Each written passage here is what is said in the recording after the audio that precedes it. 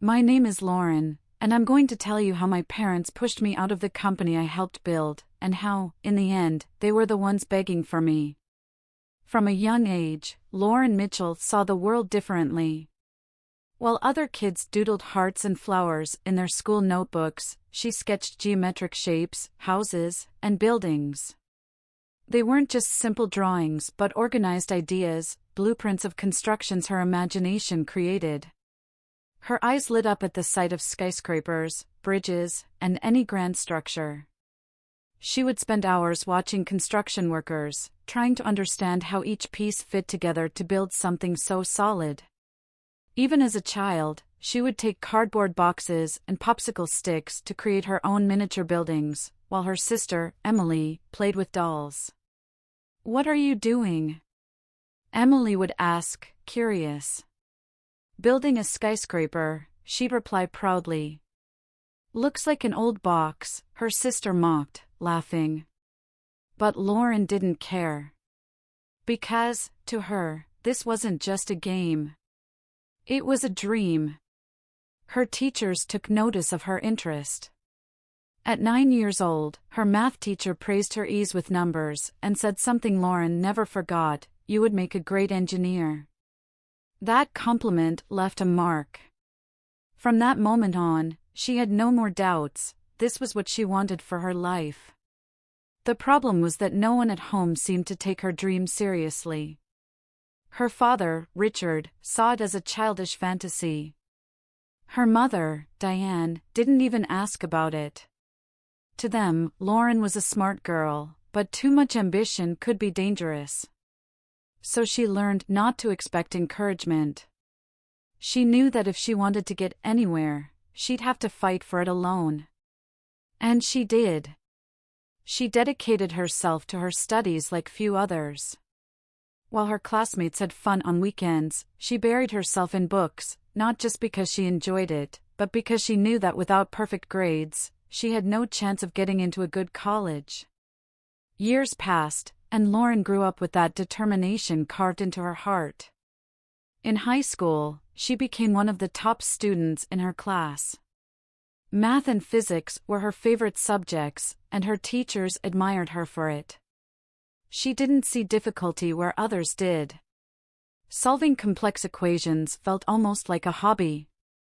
Her classmates knew she was smart, but few understood her true motivation. No one knew how much she dreamed of the day she would step into a university and take the first step toward becoming an engineer. And then, that day arrived. The white envelope rested in her hands. Her trembling fingers tore through the paper, and her eyes scanned the printed words with anticipation. When she read that she had been accepted, a whirlwind of emotions surged inside her. Joy. Relief. Pride. She did it. Holding the letter against her chest, she ran to tell her parents. Richard was sitting on the couch watching the news, while Diane folded clothes at the dining table.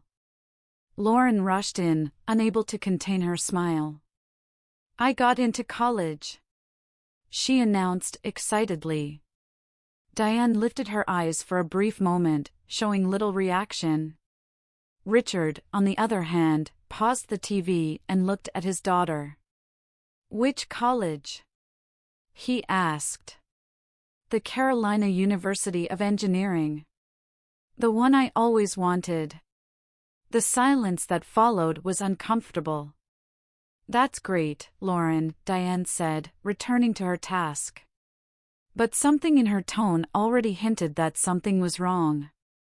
"We need to talk about this," Richard added. Lauren tensed, anxiety tightening her chest.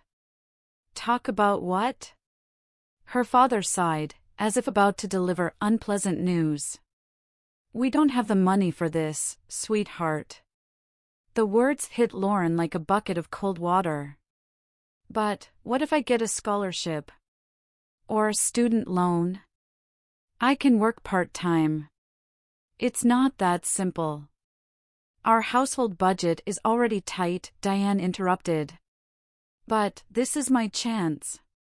"We understand, Lauren," Richard said, with an overly patient tone, as if explaining something obvious. But you need to understand that some things just aren't possible. Understand. Lauren felt her heart race. She had spent years preparing for this moment. She had done everything right. Earned top grades. Worked harder than anyone. And now, none of that mattered? I'm sorry, dear, Diane concluded, folding the last piece of clothing before leaving the room.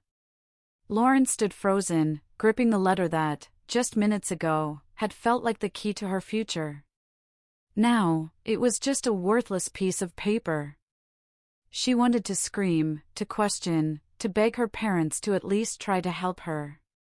But she realized it was pointless. The decision had already been made. The following days were a blur. Heartbroken, Lauren stuffed the letter into the back of a drawer and started looking for a job. If college wasn't coming to her, then she would do everything she could to one day go to college herself. Her first job was as a cashier at a supermarket. She didn't like it, but she needed the money. Then she worked as a sales assistant at a clothing store, where she had to smile at rude customers all day. She also became a receptionist at a hotel, dealing with demanding guests and condescending supervisors. Each passing day, she felt further from her dream. But she couldn't give up. She looked at the city's buildings and imagined what it would be like to be inside one, not as an employee, but as an engineer. She didn't know how yet, but she promised herself she would find a way to get there. Time passed, but the feeling of failure never left her. Working dead-end jobs was suffocating, but she had no choice. Lauren came home after a long shift. Her feet ached, and her head throbbed with exhaustion. All she wanted was a shower and sleep. But as she opened the door, she found her parents and Emily sitting at the table, talking excitedly.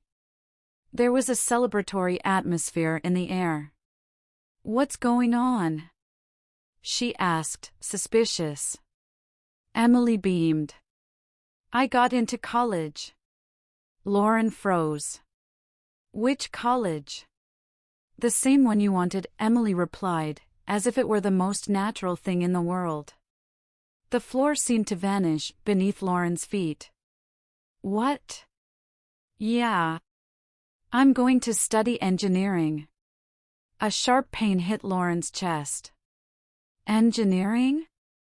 Emily had never shown any interest in it. For years, Lauren had talked about her dream, and her sister had barely paid attention. And now, out of nowhere, she wanted to follow the exact same path? Before she could process everything, Diane spoke with pride. "Your father and I will find a way to pay for it." The words felt like a slap in the face. "What do you mean?" Lauren's voice came out weak. "We'll get the money for your sister's college," Richard explained. For a moment, Lauren thought she had misheard. "But, when I got accepted, you said you couldn't afford it." The silence in the room was suffocating. "Lauren," Diane began, her tone dripping with false sympathy. "Things were different back then." "Different?" "It was only 2 years ago." "And now we've found a solution," Richard countered, as if it were the most logical thing in the world. Lauren felt a wave of indignation rise through her body. They had never even tried to find a solution for her. Never. Not for a single second had they considered making an effort to help her. But for Emily, they had figured something out. That was no coincidence. Emily didn't want to be an engineer. That was obvious. She had never shown any interest in it. But suddenly, she had decided to follow the exact same path as Lauren? And their parents, who hadn't lifted a finger to help her, were now willing to pay for everything for the younger daughter? It was an insult. Lauren looked at Emily, searching for any hesitation, any doubt. But all she saw was a satisfied smile. You always talked about it so much, Emily said, shrugging. I decided I wanted to. That was the last straw. Lauren realized there was no place for her there anymore. No matter how hard she tried, no matter how much effort she put in, it would never be enough. Her parents had never seen her as a priority. And, more than anything, they were making it clear that they never would. She didn't say anything. She just stood up from the table and went to her room. Locking the door, she remained still, trying to process everything. That night, she didn't sleep. She thought about all the late nights she had worked, all the tears she had swallowed when she saw her dream being ripped away from her. She thought about all the effort she had put into supporting herself, while Emily had everything handed to her. She thought about how naive she had been to believe that, one day, her parents would treat her fairly. The next morning, she already knew what she had to do. She got up early and started packing her things. There wasn't much to take: some clothes, a worn-out pair of shoes, her old notebooks filled with notes.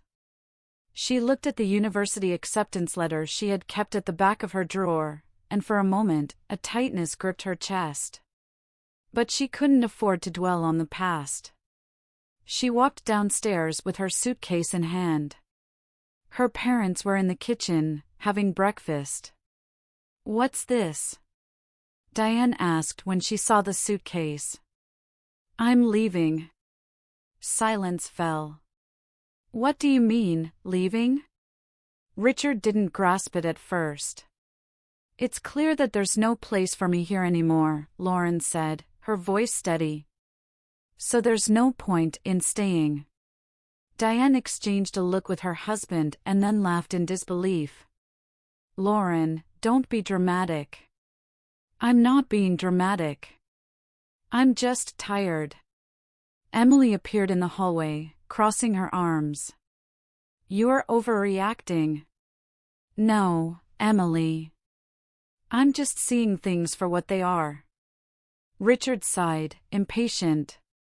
"And where exactly do you plan to live?" "I've already found a place," she lied.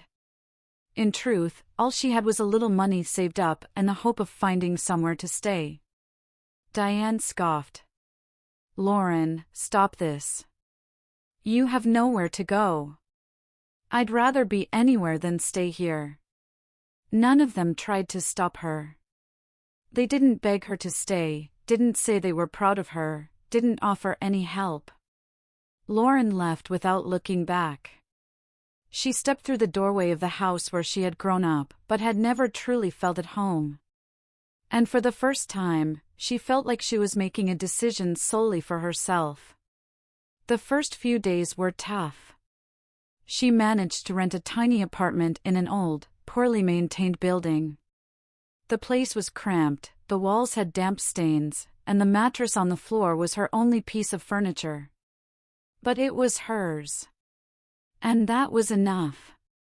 She kept working any job she could find: supermarkets, hotels, convenience stores, it didn't matter. The important thing was to pay the bills and keep going. Sometimes, the exhaustion was unbearable. Sometimes, the silence in the apartment was deafening. But deep down, Lauren knew she had made the right choice.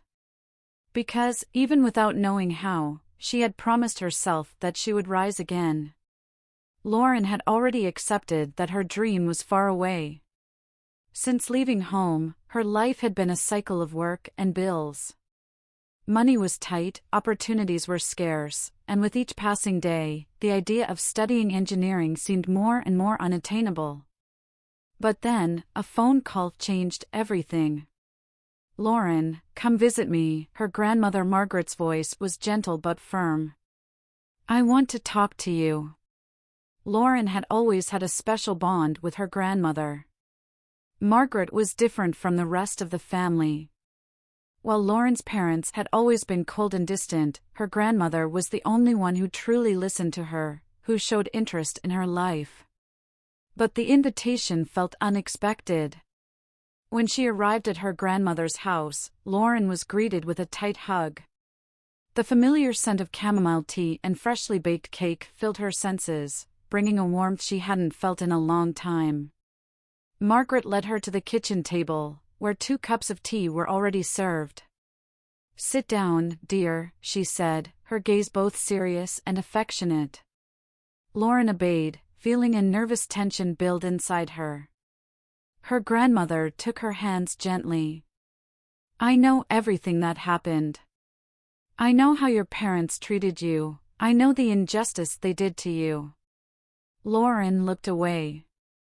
That wound still hurt. "I don't want you to give up on your dream," Margaret continued. "You were born for this, Lauren. I've always seen your talent, your spark." Lauren gave a sad smile. "But there's nothing I can do, Grandma. College is expensive. I can barely afford my rent." Margaret squeezed her hands, her eyes filled with determination. "I will pay for your college." The world stopped for a moment. Lauren blinked, confused. "What?" "I saved money my whole life. I never spent it on myself, because I always wanted to have something to leave behind for you all. And now I know exactly who that money should go to." "Grandma, no," Lauren shook her head, overwhelmed. "I can't accept that." "You can and you will," Margaret stated firmly. "That money would mean nothing if it weren't used to change the life of someone who truly deserves it." Lauren felt her eyes burn with tears. For years, she had believed that no one truly cared about her dreams. That she was alone. But there, in front of the woman who had silently supported her all along, she realized she had never been completely alone. She hugged her grandmother tightly. Thank you, Grandma." Margaret stroked her hair. "Just promise me one thing," she said, her voice thick with emotion. "Never let anyone tell you that you can't." And Lauren promised. Her first day of college was a mix of nerves and excitement. She walked through the hallways, feeling like she was finally in the right place. But the feeling didn't last long.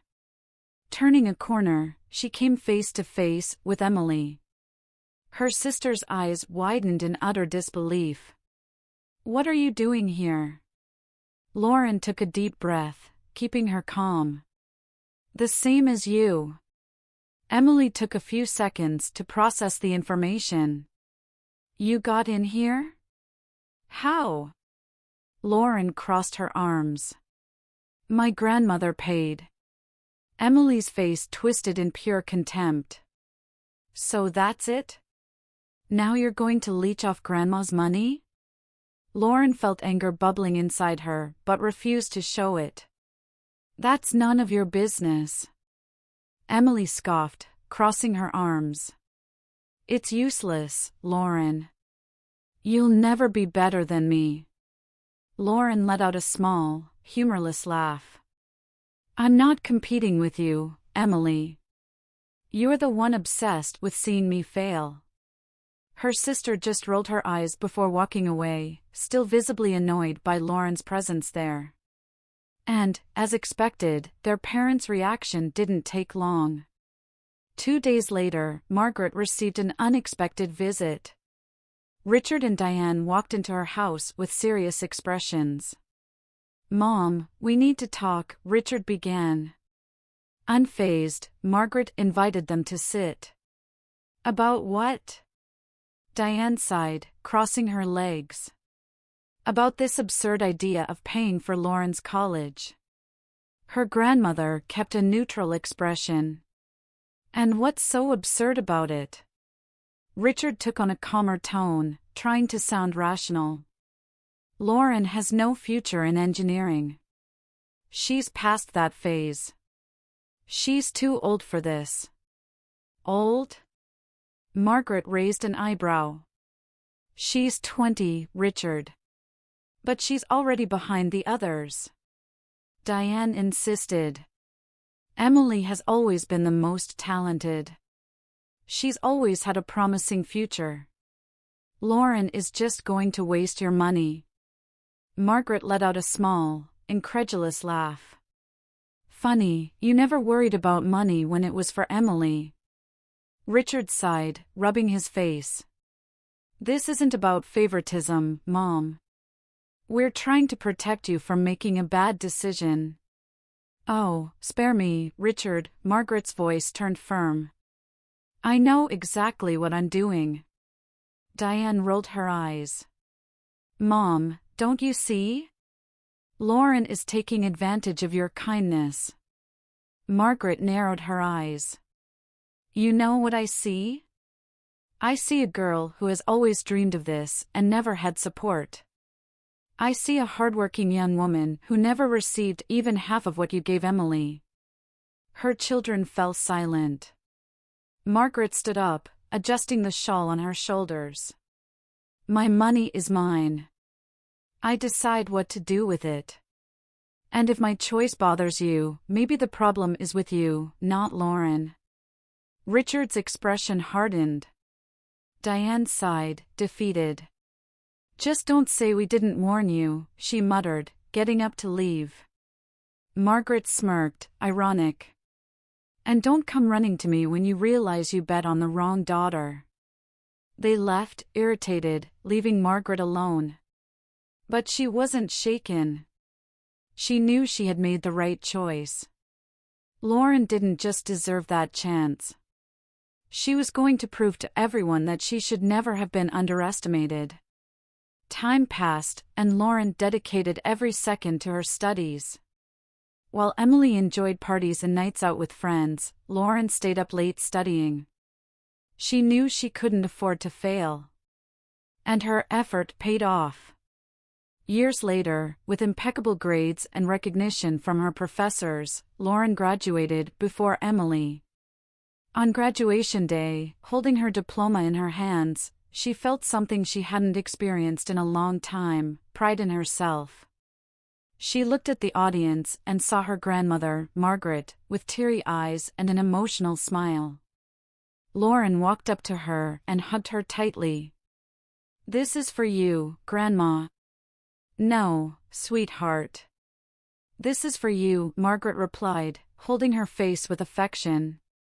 It was a moment Lauren would never forget. But while her grandmother looked at her with pride, the rest of her family didn't even bother to show up. A few months later, an unexpected invitation came. Richard called Lauren, asking her to come to their house. At first, she hesitated, but out of curiosity, she decided to go. When she arrived, she found her parents sitting in the living room, their expressions too calculated to be just friendly. We want to talk about your future, Richard began. Lauren crossed her arms. I'm listening. I've been thinking about starting an engineering and construction company, he explained. I would finance everything, handle the bureaucratic side and the heavy work. And you, as a certified engineer, would be in charge of the projects. Lauren was surprised. Are you serious? Diane smiled, trying to sound excited. Yes. With your talent and experience, the company could be a success. Her distrust was immediate. Why were they suddenly so interested in her future? But on the other hand, it was too big of an opportunity to turn down. If she had her own company, she could finally make a name for herself in engineering.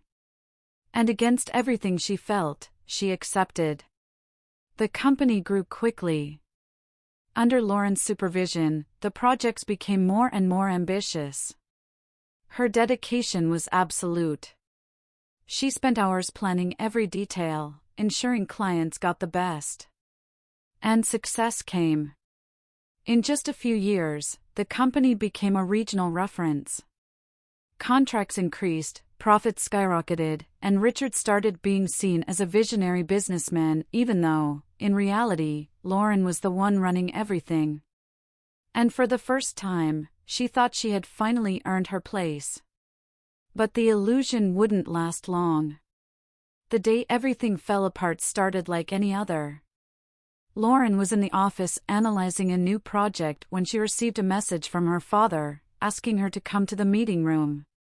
When she walked in, she found Richard and Diane sitting there, looking serious. Emily stood beside them, arms crossed, wearing a satisfied smile. "What's going on?" Lauren asked, already sensing something was wrong. Richard cleared his throat. "We need to talk about some changes in the company." "What changes?" Diane was direct. "Your sister is going to take over your position." For a moment, Lauren thought she had misheard. "What?" "Emily just graduated," Richard explained. "And we believe she's the most qualified person to lead the projects from now on." The shock was immediate. "More qualified?" Lauren's voice trembled with indignation. "I built this company from the ground up with you. I made this place grow." "And you did a great job," Diane said in a condescending tone.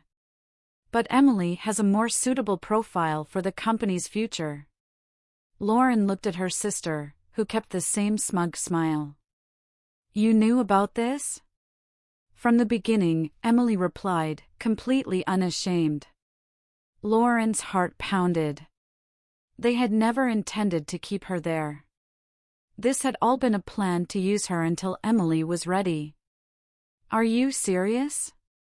Her voice came out firmer. "You're just going to discard me?" "Lauren, don't take it personally," Richard said, as if it were something simple. "How can I not take it personally? This is betrayal." Diane sighed, as if tired of the argument. "This is just a business decision." Lauren felt her stomach twist. The same story repeated itself. It had always been this way. From the very beginning, she was never a priority.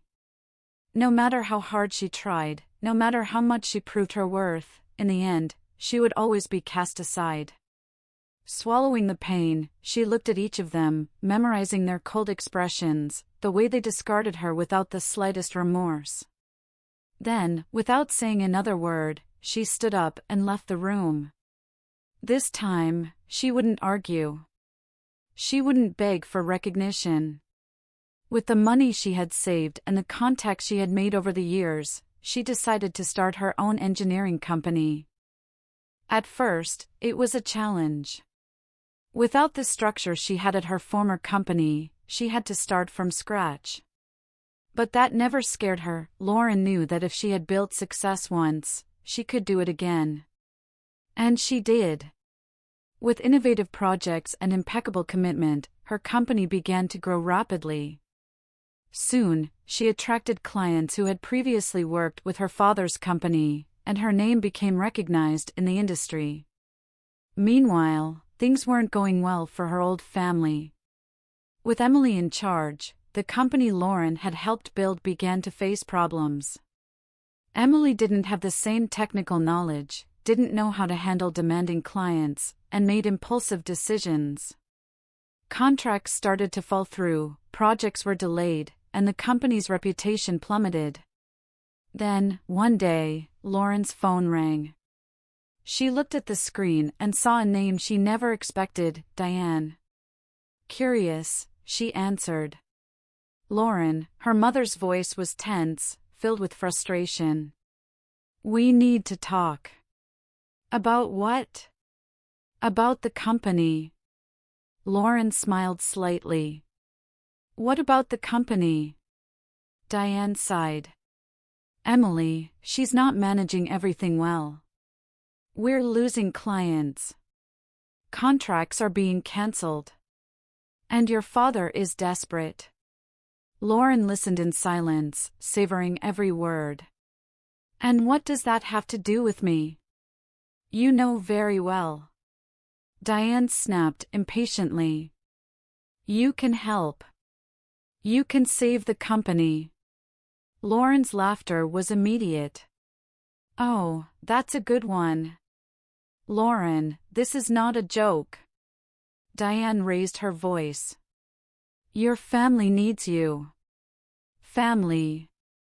That word, coming from her mother's mouth, sounded ridiculous. You didn't need me when you threw me away. You're so ungrateful. Diane shot back, full of indignation. After everything we did for you, is this how you treat us? Lauren felt the anger bubbling inside her, but instead of exploding, she smiled. Yes. And she hung up. No shouting, no fights. She simply ended the conversation right there, the way she should have done years ago. This time, she wouldn't waste a single second caring about what they thought. With her company's success, Lauren finally felt it was time to give back to the only person who had always believed in her, her grandmother, Margaret. She spent months planning, carefully choosing every detail. And when everything was ready, she took her grandmother to the place. What are we doing here, dear? Margaret asked, confused as she looked at the beautiful two-story house in front of them. Lauren smiled, taking the keys from her pocket and placing them in her grandmother's hand. Welcome to your new home, Grandma. Margaret's eyes widened. What? This house is yours. The emotion was immediate. Her grandmother's eyes filled with tears as she gazed at the impressive house, built with every bit of care and attention to detail. Oh, Lauren, you always believed in me, Lauren said, holding her hands. When no one else did. Margaret brought a hand to her face, trying to hold back the tears. My girl, now, you'll have the home you deserve. Margaret hugged her granddaughter tightly. That night, as they toasted with glasses of wine in the new house, Lauren finally felt something she had spent her whole life searching for. It wasn't just success. It was peace. And that, no one could ever take away from her again.